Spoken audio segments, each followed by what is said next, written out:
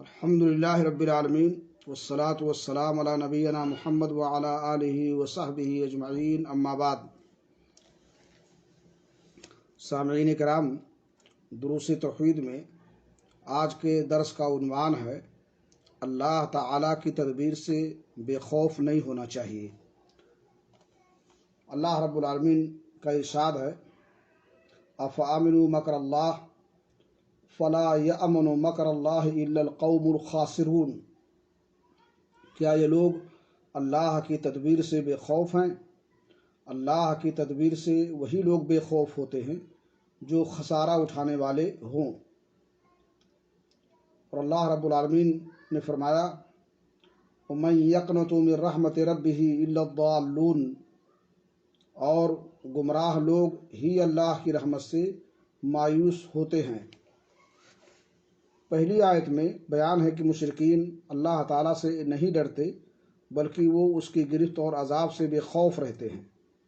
اللہ تعالیٰ کا ڈر اور خوف ایک قلبی عبادت ہے۔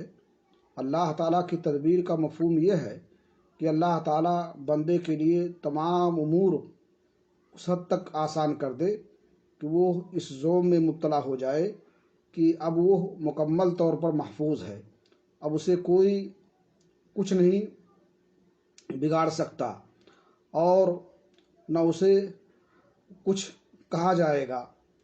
حالانکہ یہ مہلت اس کے حق میں استدراج یعنی ڈھیل ہوتی ہے، جیسا کہ نبی صلی اللہ علیہ وسلم کا فرمان ہے اذا رأیت اللہ یعطی العبد من الدنیا وهو مقیم علی معاصیہ فاعلموا ان ذلک استدراج۔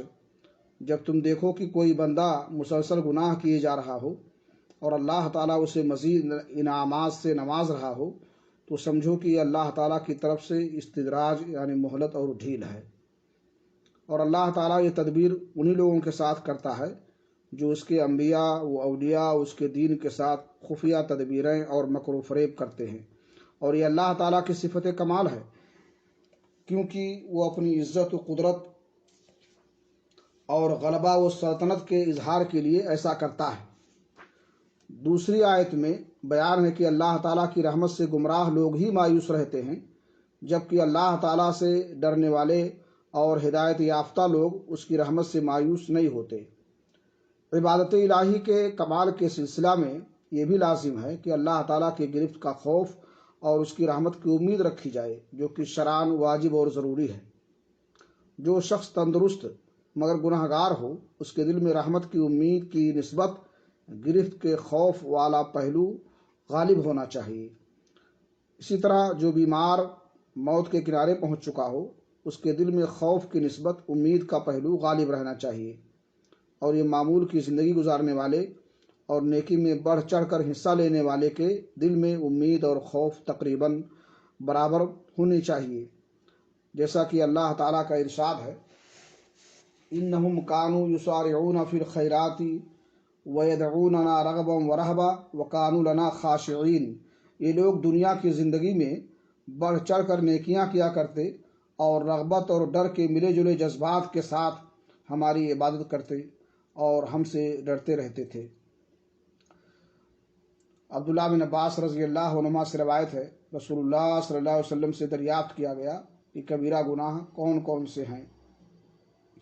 آپ صلی اللہ علیہ وسلم نے فرمایا الشرک باللہ والیأس من روح اللہ والامر من مکر اللہ۔ اللہ تعالیٰ کے ساتھ شرک کرنا، اللہ کی رحمت سے مایوس ہونا اور اللہ کی تدبیر اور گرفت سے بے خوف ہونا۔ اللہ کی رحمت کی امید ترک کر دینے کا نام مایوسی ہے، اور اس کے عذاب اور گرفت سے نہ ڈرنے کا مطلب اس کی تدبیر سے بے خوف ہونا ہے، جبکہ دل میں ان دونوں رحمت کی امید اور عذاب کا ڈر کا ہونا لازمی اور ضروری ہے، اور دونوں کے دل سے نکل جانے یا ان میں کمی واقع ہونے سے توحید میں نقص اور کمی واقع ہو جاتی ہے۔ اللہ رب العالمین سے دعا ہے کہ اللہ تعالی ہمیں توفیق بخشے کہ ہم اس کی تدبیر سے خوف کھائیں اور اس کے مکر سے معمون نہ ہوں۔ تقبل یا رب العالمین، وصلی اللہ علی نبینا محمد وعلی آلہ وصحبہ اجمعین۔